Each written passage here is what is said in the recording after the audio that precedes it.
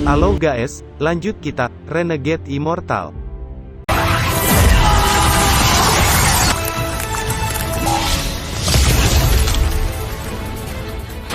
Sesaat kemudian, pusaran energi spiritual raksasa muncul dan menjadi semakin besar. Duan Muji pindah ke samping Wang Lin dan berkata, "Ayo masuk." Wang Lin berjalan melewati pusaran dan berdiri di tengah barisan. Duan Muji dengan cepat mengikuti, yang terakhir adalah Wang Qingyu. Tak lama kemudian, pusaran itu tiba-tiba berhenti dan mereka bertiga di dalam formasi tiba-tiba menghilang. Lautan setan sangat luas, terdapat zona kabut merah. Jika seseorang tidak memiliki tingkat kultivasi yang cukup tinggi, tubuhnya akan membusuk saat bersentuhan dengan kabut merah. Jiwa mereka juga akan selamanya terjebak dalam kabut merah. Kabut merah ini merupakan pembatas antara laut dalam dan laut luar, dan hanya bisa dilewati satu hari saat kabut berubah menjadi laut. Pada hari itu pula, banyak kultivator kuat yang ingin masuk atau keluar dari laut dalam. Di ujung utara laut dalam, ada dataran yang disebut wilayah bintang kacau. Ini adalah satu-satunya tempat di lautan setan yang tidak pernah terpengaruh ketika kabut menjadi lautan, dan juga salah satu tempat paling berbahaya di lautan setan. Bahkan wilayah kultivator peringkat 5 merasa sulit mengirim orang ke sana karena betapa kacaunya daerah tersebut. 10.000 tahun yang lalu, seorang kultivator kuat dari wilayah kultivator peringkat 6 pernah datang. Dia telah menantang banyak kultivator kuat dan tidak satu pun dari mereka yang cocok untuknya. Pada akhirnya, dia memasuki ruang bintang kacau, dan sejak itu, kabarnya tidak pernah terdengar lagi. Pada saat ini, di sebuah lembah gelap di luar bintang kacau, sebuah pusaran raksasa muncul dan terus membesar hingga muncul celah di tanah, ketika Wang Lin dan dua lainnya melesat keluar dari dalamnya. Saat Wang Lin muncul, hal pertama yang dilihatnya adalah putaran bebatuan melayang yang dihubungkan oleh benang petir ungu yang melingkar. Dari kejauhan, area itu selebar 1000 kaki tanpa terlihat ujungnya. Ini juga pertama kalinya Wang Qingyu berada di sini. Matanya bersinar ketika dia menatap bintang kacau dan bertanya, apakah tempat ini yang namanya bintang kacau? Duan Muji menoleh dengan getir, benar, ini tempatnya. Setelah 1000 tahun, tidak ada perubahan sama sekali. Wang Qingyu menjilat bibirnya dan berkata, rumor mengatakan bahwa 10.000 tahun yang lalu, ahli nomor 1 dari Suzaku menghilang di wilayah bintang kacau. Saya ingin melihat apa yang misterius dari tempat ini. Wang Lin merenung sejenak sebelum berkata pada Duan Muji, jadi tempat yang dibicarakan senior ada di dalam bintang kacau ini? Duan Muji mengangguk sambil melihat ke arah bintang kacau, ekspresinya nampak khawatir saat berkata, ruang pecahan batu itu mengandung kekuatan misterius, begitu kamu memasuki tempat itu, akan muncul avatar yang persis sama denganmu. Setelah kamu melewati 500 kaki, akan ada 2 avatar lagi yang muncul. Hanya dengan mengalahkan mereka, kamu baru bisa melewati bintang kacau. Meskipun kamu dapat menghindari batu dengan terbang di atas atau di bawah, avatarnya akan tetap muncul, dan jumlahnya akan 10 sekaligus, kata Duan Muji sedikit mengerutkan keningnya. Wang Lin menatap area itu dan merenung dengan dalam. Qingyu menatap tempat itu beberapa saat sebelum senyuman tipis muncul di wajahnya. Tempat yang menarik, aku harus memeriksanya sendiri. Sekejap tubuhnya menghilang dan muncul kembali dekat bintang kacau dan melangkah masuk. Segera beberapa pecahan batu berkumpul dan membentuk jaring petir ungu sebelum akhirnya sebuah avatar yang terlihat persis sama dengan dirinya muncul dari dalam jaring petir ungu, dan tanpa berbicara, avatar itu langsung menyerang Qingyu. Duan Muji mendengus, tidak akan lama lagi dia akan kembali. Bagaimana caramu melawan avatar yang satu tingkat di atasmu? Wang Lin merenung sebentar dan tiba-tiba bertanya, bagaimana kalian masuk terakhir kali? Duan Muji menunjuk ke susunan formasi dan berkata, melalui itu, kami memiliki ahli transformasi terakhir kali, dan telah memperoleh beberapa harta karun. Wang Lin sedikit mengernyit dan bertanya, apa sebenarnya yang ada di dalam bintang kacau? Duan Muji mengerutkan keningnya dan menjawab, mayat Dewa Kuno, jawab Duan Muji dengan suara yang dalam. Dewa Kuno, seru Wang Lin terkejut. Seorang lelaki tua berkulit hitam tiba-tiba muncul di samping Duan Muji dan berkata, Dewa Kuno adalah seorang kultivator langit kuno. kata orang tua yang tiba-tiba muncul. Orang tua itu tinggi dan kurus, jenggot putihnya yang panjang tertiup angin saat dia tersenyum dan mengangguk pada Wang Lin. Teman kecil, kekuatan dewa kuno telah melampaui alam pemahaman kita dan mencapai batas yang tidak terbayangkan. Harus dikatakan bahwa masa ketika dewa-dewa kuno masih hidup adalah bahkan sebelum dunia kultivator kuno. Ekspresi Wang Lin tetap tenang. Tapi dia menjadi waspada dalam hatinya, meskipun orang tua ini terlihat ramah, dia memiliki perasaan yang samar bahwa tingkat kultivasi orang ini bahkan lebih tinggi dari Duan Muji. Selesai berbicara, orang tua itu melambaikan tangannya dengan senyuman di wajahnya, namun, senyuman itu mengandung sedikit rasa dingin ke arah Wang Lin. Wang Lin sedikit mengerutkan keningnya ketika lelaki tua itu melambaikan tangan ke arahnya, dan segera mengeluarkan jimat pertahanan yang membentuk perisai pertahanan di depannya. Tepat ketika Wang Lin membentuk perisai pertahanan, serangkaian suara retakan terdengar saat semua pertahanan itu hancur. Di saat yang sama, Duan Muji maju selangkah dan berdiri di antara Wang Lin dan lelaki tua itu. Dia melambaikan tangannya dan penghalang cahaya hitam setengah lingkaran muncul untuk memblokir serangan dari lambaian tangan orang tua itu.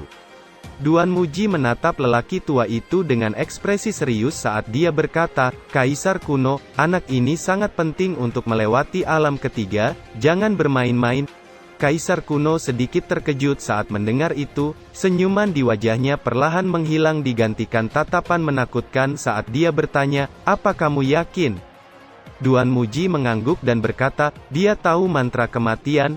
Saat mendengar itu, Kaisar kuno memandang Wang Lin sebelum berbalik dan berjalan ke samping. Dia berhenti 30 kaki dari situ dan diam-diam melihat ke arah bintang kacau. Ekspresi Wang Lin nampak suram. Kaisar kuno ini jelas orang gila. Satu waktu dia berbicara dengan nada ramah, dan saat berikutnya dia menyerangnya. Duan Muji berdiri di samping Wang Lin dan mengirimkan transmisi suara ke telinganya. "Orang tua ini dipanggil Gun Lan, tapi kami semua memanggilnya Kaisar kuno. Kultivasi orang ini sangat kuat, bahkan aku tidak percaya diri untuk menghadapinya.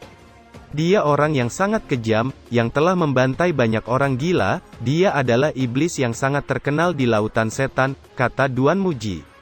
Wang Lin melihat ke arah Kaisar kuno dan kemudian ke arah Wang Qingyu, yang sedang bersenang-senang melawan avatarnya sendiri sambil sesekali mengeluarkan teriakan tajam. Dia dan Kaisar kuno Gun Lan adalah orang gila, hanya Duan Muji yang tampak normal. Ekspresi Duan Muji sedikit berubah saat dia bergumam, "Satu lagi telah datang." Dari tepi langit muncul perahu naga. Di atas kapal berdiri seorang pria tampan, bibirnya yang agak tipis, namun menunjukkan rasa kejam. Tangannya berada di belakang punggung dan mengenakan pakaian merah dengan sulaman benang emas. Rambut hitam panjangnya tersebar di belakangnya dan bergerak mengikuti angin.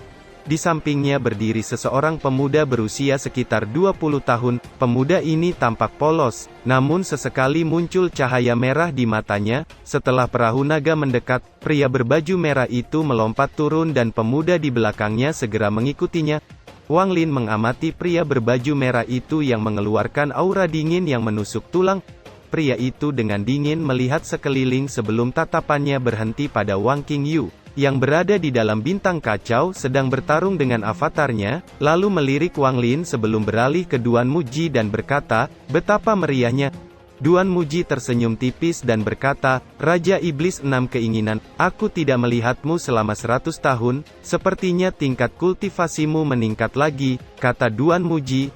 Mulut Duan Muji sedikit bergerak saat dia mengirimkan suara ke pria berbaju merah. Raja Iblis 6 keinginan mendengarkan sampai dia tiba-tiba terkejut dan mengalihkan pandangannya ke arah Wang Lin dan berkata, "Adik kecil, jika kamu bisa membawa kami melewati alam ketiga, maka aku, Su Liqing, berjanji akan keselamatanmu." Saat dia selesai berbicara, ekspresi pemuda di belakang Su Liqing menatap Wang Lin dengan tidak senang. Wang Lin menangkupkan tangannya dan berkata, "Terima kasih senior." Su Liqing mengangguk sebelum mengalihkan pandangannya ke arah Duan Muji. "Satu-satunya yang belum datang adalah Meng Bungkuk. Saya dengar kalau dia telah menyinggung klan iblis raksasa 300 tahun yang lalu dan dikejar oleh 10 iblis pertempuran. Saya tidak tahu apakah dia masih hidup atau tidak," kata Su Liqing. Tepat ketika Suliking baru saja selesai berbicara, satu suara tua tiba-tiba terdengar, bahkan jika saya mati, saya akan menyeret seluruh klan iblis raksasa bersamaku. Di saat yang sama, seekor katak hijau raksasa perlahan mendekat dan mendarat menyebabkan tanah nampak berguncang. Di punggung katak ada seorang pria tua sedang duduk mengenakan jubah hijau. Punggungnya yang bungkuk dan pupil matanya berbentuk segitiga. Dia menyentuh bintil di wajahnya saat dia berkata, "Orang-orang tua dari klan iblis raksasa yang mengejarku selama lebih dari 300 tahun, semuanya kuracuni sampai mati. Jika bukan karena tempat ini akan segera dibuka, aku akan pergi ke klan iblis raksasa untuk membalas dendam," kata orang tua itu. Setelah mengatakan itu, Meng bungkuk melangkah di atas katak yang menjulurkan lidahnya sampai menyentuh tanah untuk memberikan Meng bungkuk jalan menuju tanah.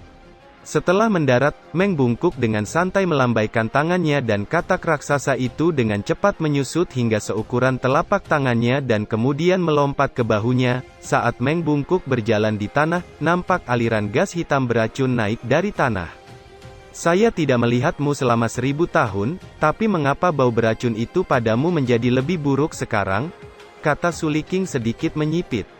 Meng tua memutar matanya dan berkata, "Orang lain mungkin takut dengan mantra 6 keinginanmu, tapi aku tidak. 1000 tahun yang lalu, kita bertarung sampai menemui jalan buntu, mungkinkah kamu ingin bertarung lagi?" kata Meng bungkuk tertawa keras. Kaisar kuno Gunlan hanya memandang dengan dingin dari samping, dan tiba-tiba berkata, "Sepertinya semua orang sudah ada di sini. Saya telah mencuri perisai angin es dari wilayah kultivator peringkat 4. Ini akan membantu kita menyelesaikan lebih dari separuh batasan pertama. Kalau begitu, saya akan menangani yang kedua dari batasan pertama." "Serahkan padaku untuk batasan kedua," kata Meng bungkuk. Duan Muji melihat ke arah bintang kacau dan berkata, "Orang itu adalah Wang Qingyu. Dia mengetahui teknik melarikan diri 5 elemen, yang berguna bagi kita, dan teman kecil ini mengetahui mantra kematian. Serangan akal langit pada percobaan ketiga akan bergantung padanya," kata Duan Muji. Mata Meng bungkuk menyapu Wang Lin saat mendengar itu, dia tidak mengatakan apapun. Tangan Suliking membentuk segel misterius saat dia berjalan menuju susunan formasi. Setelah mengirimkan beberapa segel, seluruh formasi mulai hancur. Setelah itu Suliking menghilang saat dia mulai berjalan melewati barisan yang hancur. Setiap kali dia melangkah dengan cepat, dia akan meninggalkan jejak energi spiritual di tanah.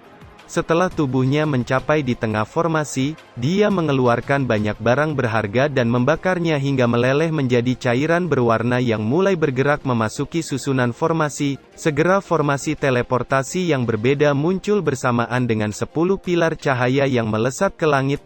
Formasi teleportasi telah terbuka. "Cepat lemparkan batu roh kualitas terbaik yang kita sepakati. Saya akan menggunakan 4 potong kali ini," kata Suliking, melambaikan tangannya dan keempat batu roh terbang ke masing-masing 4 pilar dan diam di tempatnya.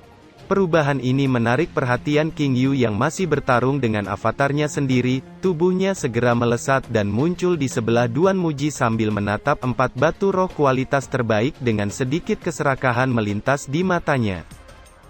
Sementara itu, Gunlan mengeluarkan 2 batu roh berkualitas tinggi dan melemparkannya ke arah 2 pilar cahaya. Duan Muji dengan enggan saat dia mengeluarkan 2 batu roh kualitas terbaik dan melemparkannya ke arah 2 pilar cahaya. Orang terakhir adalah Bongkok Meng. Dia menepuk katak itu dan perut katak membesar saat ia menembakkan 2 baru roh ke 2 pilar cahaya terakhir, menyebabkannya formasi teleportasi mengeluarkan cahaya dan mulai berputar perlahan. Gunlan yang melihat itu, segera melangkah masuk ke dalam formasi teleportasi, yang lain dengan cepat mengikuti. Sesaat kemudian formasi teleportasi mulai berfluktuasi ketika mengeluarkan cahaya terang dan mereka semua menghilang. Ketujuh orang itu akhirnya tiba di tujuan. Gunlan adalah orang pertama yang melangkah keluar. Dia melesat dan muncul di samping lingkaran cahaya di langit saat berkata, "Sepertinya tidak ada orang lain yang datang ke sini dalam 1000 tahun terakhir ini. Segel yang kita tinggalkan masih utuh," kata Gunlan. Dia membuka tangannya dan benang hitam nampak keluar masuk ke tangannya. Duan Muji dan lainnya menghela napas lega setelah mendengar itu. Su Liking mengalihkan matanya ke King Yu dan Wang Lin sebelum berkata, "Selamat datang di Bintang Kacau, saya tahu kalau Duan Muji pernah berbicara dengan kalian berdua tentang tempat ini sebelumnya, namun akan kutekankan sekali lagi. Setelah melewati cincin, kita akan memasuki ruang misterius, ada mayat dewa kuno di sana, tubuh mereka berukuran sangat besar, meskipun dewa kuno telah mati. Namun ingatannya tidak hancur. Jika kita bisa mendapatkan ingatannya, maka teknik apapun dari ingatannya akan menjadi teknik yang sangat kuat, dan jika beruntung, kita juga akan mendapatkan teknik sihir, juga pil obat yang tidak biasa," kata Su Liking dengan mata berbinar. Bungkuk Meng menyentuh bintil di wajahnya dan bertanya, "Jika kita berhasil mendapatkan semua itu, lalu bagaimana kita akan membaginya?" "Kita akan bagi rata, tapi jika ada pil transformasi jiwa, biarkan keterampilan kita yang memutuskan," kata Su Liking. Duan Muji tersenyum tipis dan berkata, "Masih terlalu cepat untuk membicarakan masalah itu, tidak akan terlambat untuk mengambil keputusan setelah kita menerobos masuk."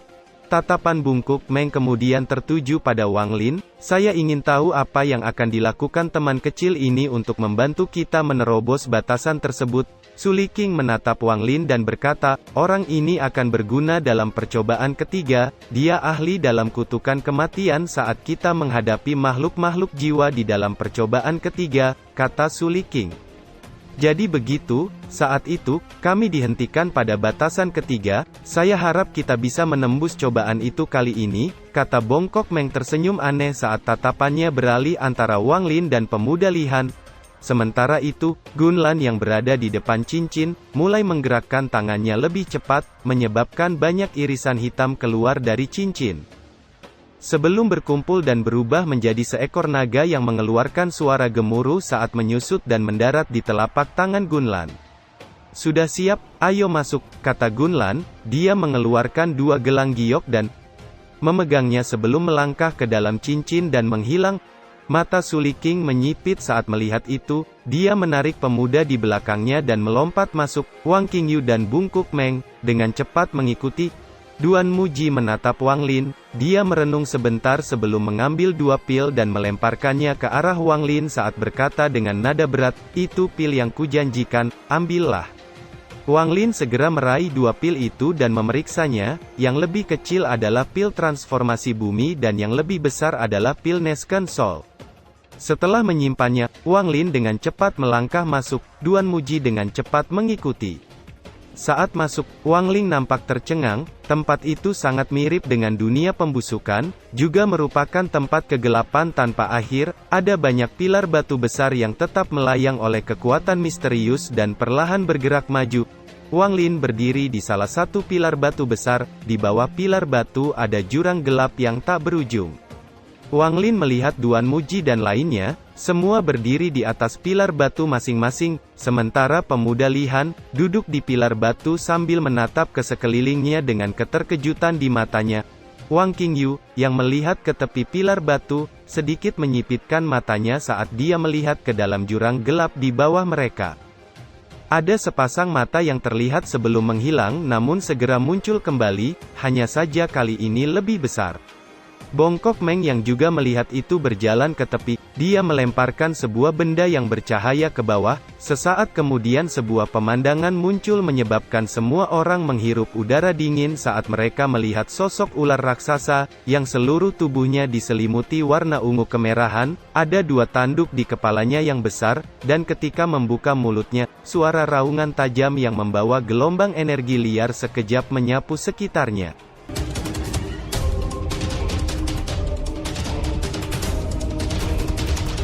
Cerita pun selesai, nantikan spoiler selanjutnya guys. Buat yang belum subrek dibantu subrek yok guys biar jalan terus spoilernya.